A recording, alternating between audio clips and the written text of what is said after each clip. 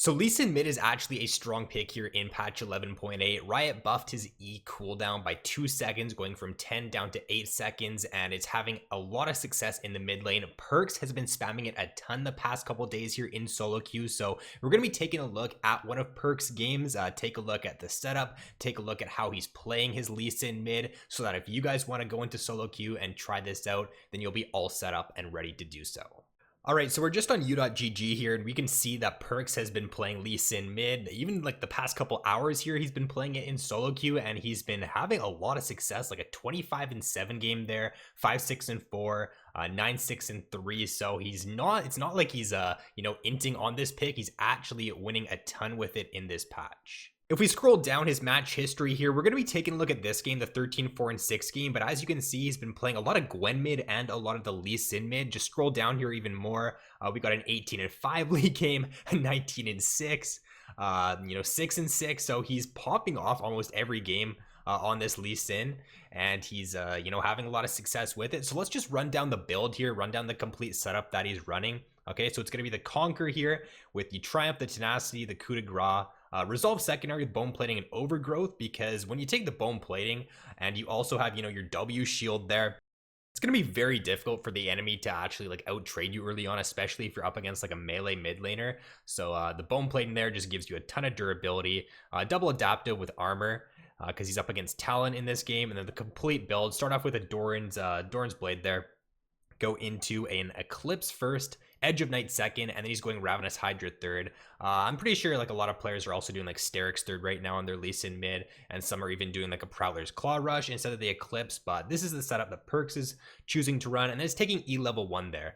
The buffed E, lower cooldown, and you can just use it to, like in those melee matchups, you can just use it to help you secure last hits, and you can also use it to just get a little bit of poke off there level 1 and start chunking the enemy out right away. Alright, so getting into the game now, as we can see here at the level 1, he's just completely zoning the Talon. Like, this is actually pretty interesting here. Usually Talon would be able to zone you level 1 and early on in the game, but Lee Sin's actually able to zone the Talon here. Notice how he just uses the E to collect all the last hits there as well, and either E start level 1 or W start. I noticed that in ranged matchups, Perkz was doing a W start. So up against like a Victor, I noticed he just does W start for the shield so he doesn't get poked out there. And also, like, just look at this shove, right? Like, the priority you can get early on with Lee Sin is pretty crazy because of that E cooldown reduction there. Dips into the enemy's jungle here, takes a look and tries to find out where Shaco is, sees the Raptor camp is still up, so he can like kind of just use process of elimination in this situation to realize that, okay, Shaco's likely pathing towards top side. He likely started on the bot side of the map, so now Perkz can play more so towards the bottom side of the lane here. Let's actually just see, how he plays it. He should be like hovering slightly more towards bot side here, and that's exactly what he's doing so far. So just by, whenever you get priority, like, you should never just sit in lane, right? And just, wait for the next wave to come around. If there's nothing for you to do in lane, if you got the wave pushed in, you always want to just be dipping into Fog of War, taking a look at the enemy jungler's camps, see which ones are up, and you can just use that to kind of figure out where the enemy jungler could be on the map. All right, so right here, he's going to get first blood. Wow, the damage is just actually kind of insane. So he's taking, he's actually going Conquer instead of Electrocute there. A lot of Lee Sin mids are doing like Electrocute, but he does the Conquer for more sustained damage. Let's actually just go back here and replay this. Okay, so Talon's like almost full HP here, but you can see like the E damage is actually kind of insane. Talon jumps on him, but you just can't out trade a Lee with Bone Plating and with his sustain here. So Talon jumps in, and the fact that a Lee Sin, like a Lee Sin can beat a Talon in the 1v1 early game, threads the needle on that Q there. Talon just wasn't sitting behind the minion, and he picks up the first blood. But yeah, just the fact that Lee Sin mid can beat a Talon in the 1v1 early game. If you could beat a Talon in the 1v1 early game, you can pretty much beat any mid laner. So, Lee Sin mid, if you can play it well right now, pretty legit pick for sure. Okay, I'll bring the scoreboard up here. My bad for not having that up sooner. You take a look at the build he's going here. So started off the game with the Doran's Blade and the refillable, right? We already took a look at that a little bit ago, and then he's grabbing the 2 long swords on the first base here, going into the Eclipse, and then, grab a control ward whenever you have the gold to do so. Man, threads the needle on that Q again, and half HP with a single Q and then like an E, just a single combo, right? Half HP on the Talon. Is he gonna kill him? Like, there's no way, man. Okay, this pick is actually, I mean, like, Talon is playing a little bit, you know, a little bit cocky here. Perkz is hitting every single Q and he's punishing it really well, but man, the damage is just kind of insane. I just want to go over that again there because my God. Okay, so let's just go back and watch it from the very start here when he comes back to lane. Okay, so yeah, just hits the Q there, half HP. And now Talon should really just respect this now. Like, he can't play up. Okay, you know, Perkz is just a godly sin, I guess. He just hits every single Q. I mean, Talon did try to back away there, but he just couldn't. Like, he was trying to run away, but Perkz just hits the Q. Now he's got the wave in an absolutely beautiful spot here. He can just, like, basically, you know, deny Talon this next wave, maybe even the one after that. He can just set a freeze here, and Talon's just absolutely screwed now. So let's actually just see what he does. It's likely he's just gonna freeze, right? There's no reason, I don't think, to push in this situation here. So we'll just see what he does. He's still got a freeze right now. Is he gonna push? No, he's still got the freeze. So he's just thinning the wave out. Just thinning it out. As long as you keep like 3 to 4 more minions on the enemy side than on yours, then you're fine. Your freeze will be held, but now he can't keep the freeze, obviously, because Shaco ganks him. Okay, now he's not in the greatest spot. Gets to level 6. He is still 2 levels up on Talon, though. You know, now is not the best reset time, but at the same time, you're probably not going to find a better reset at all. So he's going to fake the reset there, because you want to always try to time your bases around the cannon wave if possible. So he's probably just going to try to wait for a cannon wave here. Let's actually see. Is the next wave cannon? Yeah, this wave's cannon, so it's kind of awkward for him here. But he is 2 levels up. He's got to play towards topside here. He's just, notice how he's hovering towards Evelynn. Really smart thing to do in this situation, because he is low, right? If he gets ganked by a Shaco and he's playing towards bot side, he just dies. So notice how he's not like hovering at all towards bot side here. Really important as a mid laner. Always be playing towards where your jungler is on the map, where your strong side is. So yeah, just because he was 2 levels up here, he's able to push Talon in. And now they might even be looking for a dive here. I wouldn't be surprised. Okay. He's probably going to die. It's a 1-for-1. Not the greatest, not the worst. Talon gets the shutdown, but he does lose cannon minion here. He loses quite a bit out. Let's actually just go back here and see how much Talon loses in this situation. Because that's always something you got to take into account when you're executing a dive play. Like, even if it's a 1-for-1, if the enemy loses like a full wave, it's actually in your favor. So he does lose cannon here. So he loses a full wave off of this pretty much. So even though Talon does get the shutdown, he does still lose like a good amount of XP and gold here from this wave. So it's actually not a terrible dive at all to make. All right, coming off the reset, we got a, what do we have here? Man, I'm just blanking. Serrated Dirk. Okay, so we got a Serrated Dirk here going towards the Eclipse. Grab boots as well, it looks like. Still got that pink ward, didn't place it down yet, I don't think. Or maybe he did, but they cleared it. I don't think he placed it though. All right, but he's 2 levels up on Talon now. It's likely he's just gonna be looking to play super aggressive here. But I mean, if Talon's smart, he should just play back and just not even get in Lee Sin Q range. So yeah, he's just gonna zone him out here. Really smart thing to do. If you've got a 2-level advantage, like, the enemy should not be able to walk up for CS, right? So just, Perkz is just completely zoning Talon here. He's likely gonna look for a slow push. Or he was setting up a slow push. Now he's going to hard push this wave in here. So that now there's like 2 waves stacked up here that are going to crash under Talon's tower. And now it gives him time to look for like a roam opportunity if he wants to. So exactly as expected, he's just going to dip over here, look for a roam opportunity. It's a cannon top though with flash up and phase rush. Pretty unlikely you're going to get something out of it. So he's just going to come back towards mid. Threads another Q. This guy just doesn't miss, man. Like, has he even missed a Q this game? Maybe he's missed 1, but like, it's just one to where he kind of just like threw out hoping that it would hit. Hits another. And yeah, he can dive him here, so he's just gonna keep zoning Talon away from this entire wave here. That's what you want to do. And he there's no way. There's just no way. Okay, Perkz is actually just insane. There's just nothing more to say, honestly. Like, he just doesn't miss Q. He's looking for a roam top now. Let's just fast forward this a little bit here. So he's going in for a roam top. Yep, should be a kill on Kennen here. So not only does he win his lane, he also wins top lane. I mean, Kennen was probably dead there to Darius anyways, but he just secures it as well. Make sure he secures the kill there. Can head back mid here. Doesn't really even need to like base. He could just go back mid and kill Talon again, honestly. But let's check how much gold he has here. How do we check this? It's X, isn't it? Yep, there we go. So he's got 1,500 gold that he can spend here. So he likely has enough for an Eclipse, or he's either got enough for Eclipse or he's very close. So he's probably just looking to, you know, grab that on his next base there. 3 levels up on Talon. Like, I don't think I've seen a 3-level advantage in the mid lane, like in solo queue, in I don't even know how long. Like, it just goes to show how crazy Perkz is. But yeah, I assume he's gonna push this out and then probably base here for his Eclipse, or he can just look to back up Evelynn. But yeah, there's no reason to stay on the map with this amount of gold here. You got Eclipse, might as well purchase it, come back, and then just continue to pressure. So yep, grabs that Eclipse there, and now he's unbeatable. Like, nobody can beat him in the 1v1 now. It's not even gonna be close.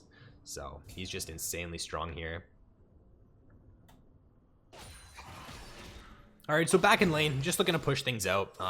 Talon's going to be playing super far back now, so there's not much point in, like at this point in the game, 10 minutes in, like trying to set a freeze and just keep continuing to deny Talon. It's better to just push, have priority, look for roam plays, and get tower plates as well. Okay, Shaco's mid here. He's likely going to be able to get out. He still has flash, should be fine. Okay, he's just going to ult flash their way. Yeah. Evelynn's coming in. Let's see if they can make a play here. Talon has ult. Unlikely they're going to be able to make a play, but we'll see. Okay, I don't know. This Talon's kind of trolling, I feel like, as well. He didn't react to Evelynn there. I don't know why he saved ult for so long. He should, as soon as you see Evelynn, I feel like he should just ulted right away. Maybe he's just tilted, though. Alright, Evelynn's dead. Thresh roam from bot lane. It doesn't look like... Did we have any pings coming out from bot? It doesn't look like it, so... I guess they didn't know that Thresh was roaming there. Gonna look for a collapse on bot lane though here. Ezreal is overextended. Okay, huh. Doesn't want to overcommit because yeah, Thresh is coming in behind. So he needed to either like execute that play right away because he knew Thresh was coming, right? And he knew that they were getting collapsed on by Shaco and Thresh. So yeah, this is a little bit risky here for sure now. I think he's probably gonna die. Yeah, a little bit too over aggressive in that situation. Jinx dies too, so. I don't know if he had a shutdown there or not, but just a bit too much over aggression.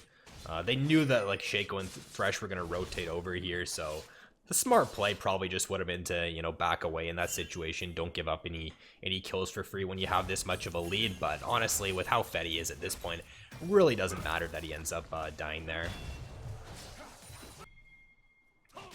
All right. Perkz is just toying with this guy at this point. It's just like, Talon can't even play the game. He's got 63 CS at 13 minutes in. He's just queuing into minions here. He should, oh my. Dude, it's a blind Q on Talon as he's stealthed. I don't even know what to say, dude. Like, he just doesn't miss. Does he probably kills Shaco here too, doesn't he? Or does he die? Nope, he kills him, of course. Why would he not? Alright, so 5, 2, and 3 at this point here. Just completely disgusting. Perkz Lee Sin mid. I wouldn't be surprised. Like, if Lee doesn't get like a nerf in the coming patches here, honestly would not be surprised if this was pulled out like in the pro scene. But Perkz pulled it out because Lee's actually like top lane. He's actually not bad right now too. He's good in the jungle. He's good mid. So like we could see Lee Sin really become like a flex pick here in the pro scene in this upcoming split, which would be, I'd honestly love to see it. It'd be pretty interesting for sure. All right, so grabs red buff, heads down towards bot lane here. Looks like Kennen teleported bot lane. Doesn't look like anything's gonna come out of it. Jinx ended up going down. But just, yeah, sitting in the fog of war here, being patient, waiting for somebody to face check in, it looks like. Sees Kennen. Can one-shot him pretty easily if he hits Q. Hits it, of course. Why would he not? Should be able to kill him here. Ah, Shaco's here. He's dead. Yeah, he's dead. Okay, 1 for 1. Gives up a decent shutdown. 200 gold. Not the end of the world, though. Still super fed. Alright, and on that base, he's got the Edge of Night. So this is like the core build, it seems like right now for Lee mid. It's going to be an Edge of Night or Prowler's Claw into... Or sorry. clips or Prowler's Claw into Edge of Night second. So the Edge of Night there just gives you some more defensive capabilities, makes your 1v1 even more insane. Like if you can use the Edge of Night shield to block, you know, a spell from Talon or something, it just completely negates his burst potential. So just looking to push out mid and then rotate over to side lanes, pick anybody off that's you know, overextended. So Talon's overextended here, should be another free kill on him. We'll see what happens here. We should just be fast forwarding it a little bit here, see if anything comes of this play. Is he gonna flash for something? No, okay.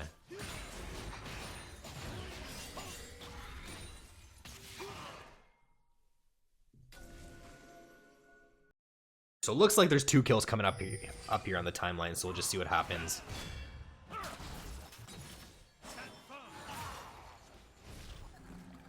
All right, here comes the Q. So yeah, slow first, right? Pretty simple Lee Sin mechanic, but really good thing to do. Slow from E first, then line up the Q, guaranteed hit. Picks up another kill on Shaco hit there, so just really well executed on that play.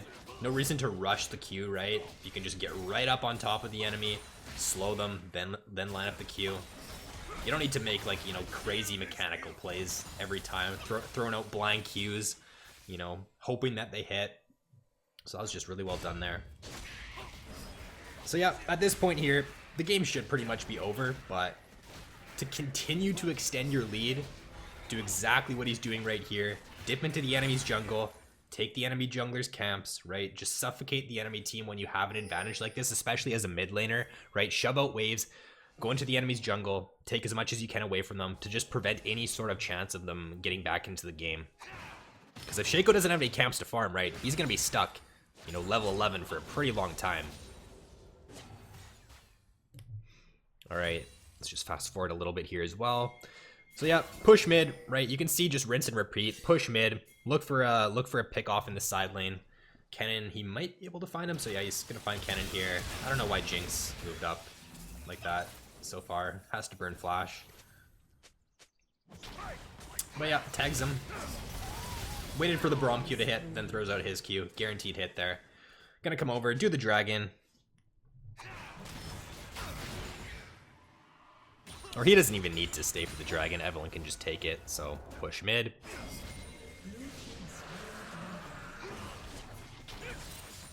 So yeah, at this point here, it's just all about closing out the game clean. Don't try to make any sort of like crazy play to where you give up a 400 gold shutdown. Just play it clean.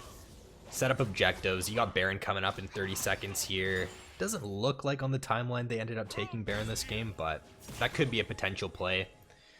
Just control vision in the enemy's jungle, wait for the enemy team to face check in, which is exactly what he's doing here, right? Again, taking the Raptor camp on spawn.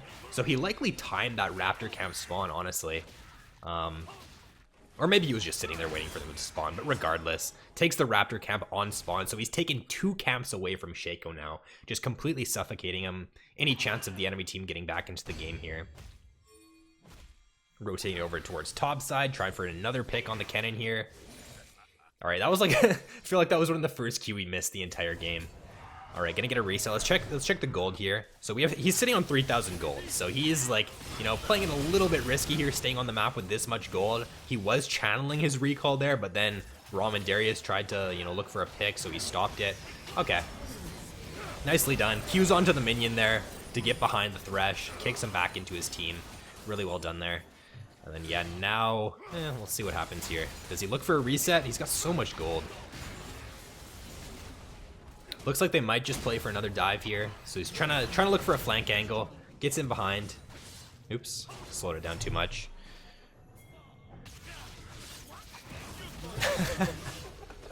Why would Shaco move up like that though? I mean, I don't even know. All right, he's probably dead here. Ooh.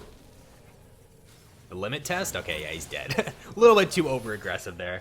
And see, that's where, you know, the 450 gold shutdown goes over to Talon. Which is a little bit, you know, a little bit iffy, but it still shouldn't matter at this point here. Okay, so now he's got the Ravenous Hydra, so I guess just lets him push waves out a lot quicker. You know, a little bit more damage. And he's got, you know, he's already got the defensive capabilities, I guess, of Edge of Night there with the shield. So, I mean, Sterix would just be the, you know, the super safe play in this situation, but he's just so far ahead that Ravenous Hydra, you know, he can just build that anyways. So team's starting up the Baron here. He's just looking to zone, keep the enemy team away from the objective.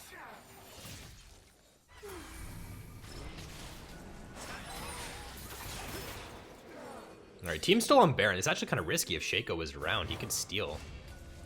I feel like Shaco's in that bush there, is he not? Oh, yeah, he's coming in for the steal. Okay. They got him, so they're fine. Okay, pick up the Baron. And now, honestly, the game is, like, kind of just over at this point here. I feel like they just got to play as a team, group mid, and just end the game. So we'll just see what happens here. Okay, he's just pushing up mid. You know, if he wants to play it smart, you know, just wait for the team here. Okay, I don't know what Evelyn's. Okay, she's fine.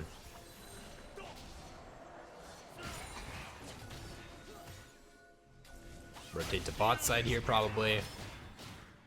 Yeah, I mean, there's no reason to be mid, right? Inhibitor's already down. Play for bot tower here. Use the pressure from the super minions mid to just push down another lane, get free gold. You know, just destroy the whole enemy base. Play it nice and slow, nice and calculated.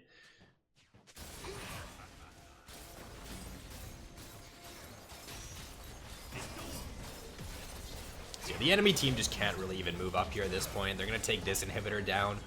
And if they really wanted to, they could go top lane and push for that, but they probably don't even need to at this point. They can just pick a fight here. So he's looking for an angle to go in. My, like... Okay, we need to watch that again. What was that? That was actually kind of insane there. Let's slow this down in slow-mo here and see what this combo was. Because I couldn't even really track what he was doing here. Okay, so Q... Oops, I didn't slow it down. My bad.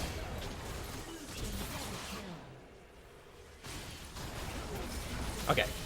Slow it down here to 0.5. So I think it was a Q into ward hop. And then it was actually probably just a standard play. It just looked pretty cool. So yeah, Q and ward hop at the exact same time. That's why it kind of looked a little bit interesting there. And then the flash ultimate to get the double knock up and finish off the game here. So yeah, that is going to be all for this video, guys. It just goes to show, I mean, Perkz is insane at Lee Sin, obviously, but if you can even play like a decent Lee Sin right now in the mid lane, it's actually like it's a pretty legit pick. So I definitely recommend trying this out if you guys want to play like a new mid lane pick. Definitely something that can be really strong here. So that's gonna be it, guys. Thanks for watching. If you enjoyed, drop a like, subscribe if you haven't already. I'll catch you in the next one. So peace out.